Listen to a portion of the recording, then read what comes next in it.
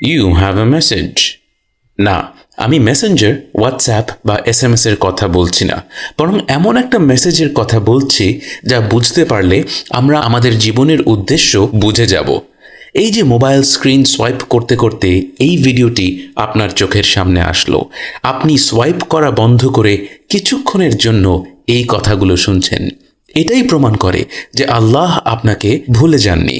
আল্লাহ এখনও আপনাকে আমন্ত্রণ জানাচ্ছেন এই জীবন এবং এর পরের জীবনে সত্যিকার অর্থে সফল হওয়ার জন্য। শুধু প্রয়োজন আপনার কাছ থেকে একটু প্রচেষ্টা। আপনার হাতের এই মোবাইলটিতেই হয়তো পবিত্র কোরআনের একটি অ্যাপ আছে। ইনস্টাগ্রাম, স্ন্যাপচ্যাট, টিকটক আর ইউটিউব যদি আমাদের কাছ থেকে দিনের 5-6 ঘন্টা সময় পেতে পারে, পবিত্র কোরআন কি আমার কাছ থেকে 10 মিনিট সময় পেতে পারে না? পবিত্র রমাদান মাস থেকেই শুরু হোক ছোট ছোট পরিবর্তন। আজ থেকে প্রতিদিন কোরআন পড়ব, অর্থ সহ পড়ব, যেন আল্লাহ কি বলছেন তা বুঝতে পারি। কারণ ছোট ছোট এই পরিবর্তন বদলে দিবে আমাদের জীবন। মানব সভ্যতার সর্বশ্রেষ্ঠ মানুষটি এই উম্মতকে সব থেকে দামি কোন জিনিসটি গিফট করে গেছেন জানেন কি? আখলাক।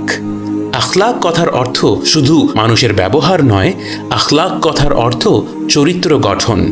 আমি আপনি হয়তো আমাদের জীবনের কোনো মানুষকে কোনোদিন ভুলতে পারবো না শুধুমাত্র তার সুন্দর আখলাকের জন্য। আখলাক বা আদব হলো খাবারে লবণের মতো।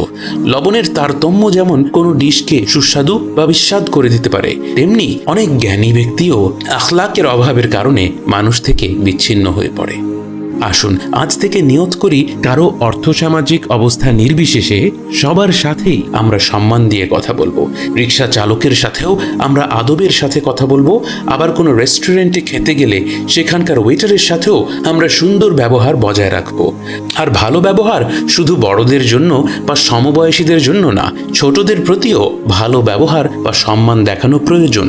নবীজি সাল্লাল্লাহু আলাইহি ওয়াসাল্লাম বয়সে ছোটদের সাথেও আদবের সাথে সম্মানের সাথে কথা বলতেন। পবিত্র কোরআন মাজিদে আল্লাহ সুবহানাহু ওয়া তাআলা আমাদের বিভিন্ন আয়াতের মাধ্যমে আখলাকের নীতি শিখিয়েছেন। পাথরের হৃদয় চিরে যেভাবে ঝর্ণার বারিধারা থেকে ধীরে ধীরে জলপ্রপাতের সৃষ্টি হয়, তেমনি সুন্দর আখলাক কঠিন তপ্ত হৃদয়কে নরম করে মানুষকে আল্লাহমুখী করে তোলে।